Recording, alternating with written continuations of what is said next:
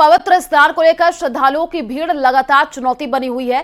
प्रयागराज ही नहीं, देश के अलग अलग जिलों में भी स्टेशनों पर जबरदस्त भीड़ उमड़ रही है। यही वजह है कि प्रशासन को श्रद्धालुओं का ये सैलाब नियंत्रित करने के लिए एड़ी चोटी का जोर लगाना पड़ रहा है। ये रिपोर्ट देखिए।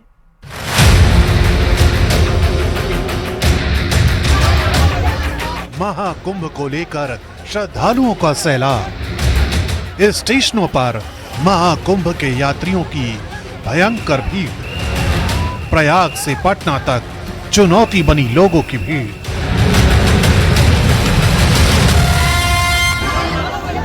प्रयाग, पटना, मुजफ्फरपुर, आसनसोल, आरा, कटनी, जिस स्टेशन पर नजर जाएगी वहां श्रद्धालुओं की जबरदस्त भीड़ उमड़ रही है।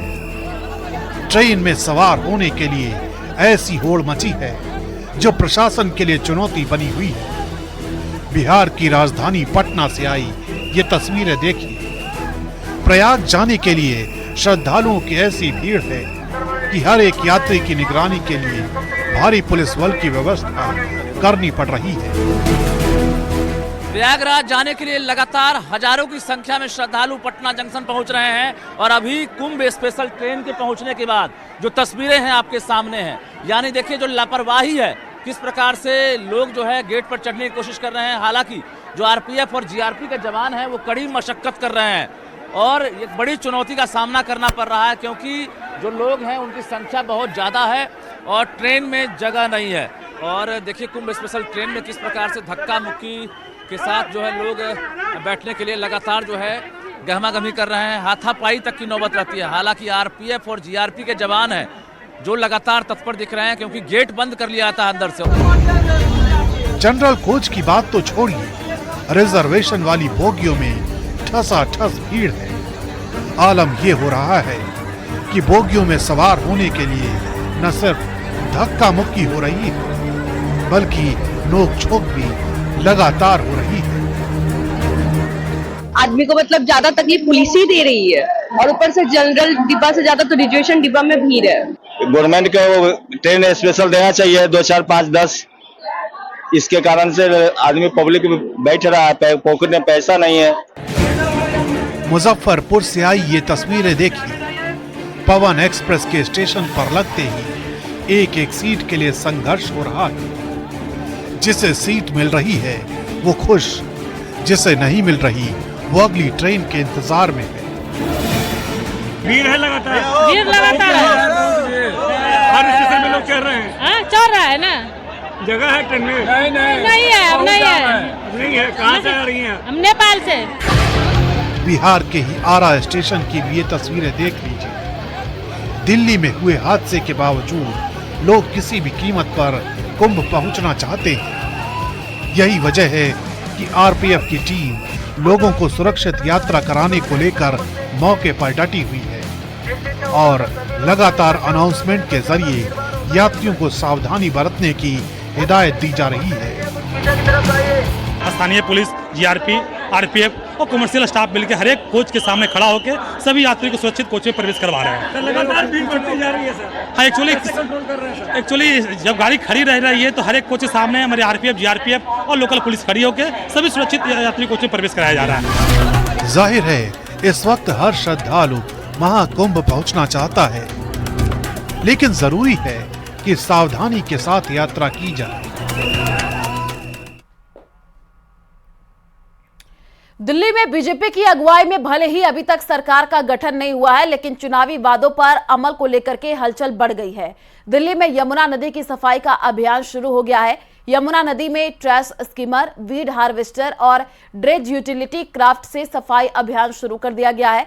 इससे पहले एलजी सक्सेना ने दिल्ली के मुख्य सचिव समेत अन्य जिम्मेदार अधिकारियों को यमुना की सफाई का काम तुरंत शुरू करने के निर्देश दिए और इसके लिए खास योजना भी तैयार की गई है।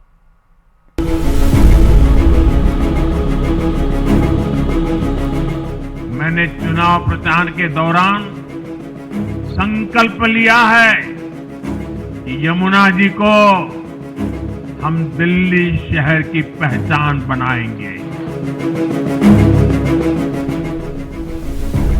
प्रधानमंत्री नरेंद्र मोदी ने यमुना को लेकर जो संकल्प किया था, उस संकल्प को सिद्धि तक पहुंचाने की शुरुआत हो चुकी है।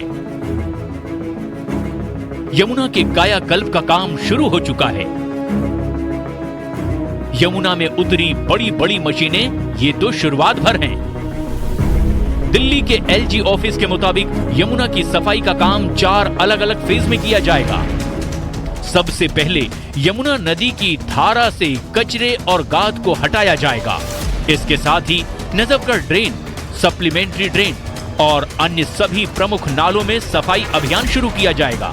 इसके अलावा एसटीपी यानी मौजूदा सीवेज ट्रीटमेंट प्लांट्स की क्षमता और आउटपुट पर नजर रखी जाएगी।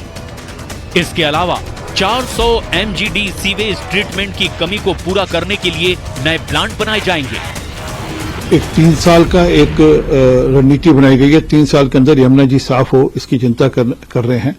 और दिल्ली सरकार जैसे ही गठित होगी और दिल्ली सरकार के एजेंडे पे सबसे पहला एजेंडा ये होगा कि हम यमुना कैसे साफ करें और 3 से 5 साल के अंदर यमुना जी बिल्कुल स्वच्छ और निर्मल हो, इसकी चिंता होगी। जिस दिन उन्होंने ये कहा था कि यमुना में बीजेपी ने या हरियाणा सरकार ने जहर मिला दिया है, उन्होंने अपने ताबूत में आखिरी कील ठोक ली थी।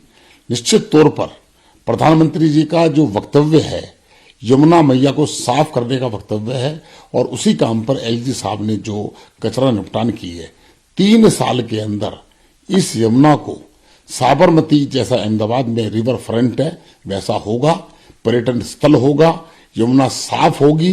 लोग सफाई के मामले में पूर्वांचल के लोग वहां पर अपनी पूजा भी करेंगे। दिल्ली चुनाव में यमुना की सफाई का मामला बड़ा चुनावी मुद्दा बना था। यमुना की सफाई के लिए खुद बीजेपी ने 3 साल की डेडलाइन सेट की है और अब उसे जमीन पर उतारने के लिए सरकार के गठन से पहले ही एक्शन प्लान पर काम शुरू हो चुका है। 3 साल में यमुना को साफ करने के लक्ष्य को पूरा करने के लिए कई एजेंसियां और सरकार के कई विभाग एक साथ आएंगे।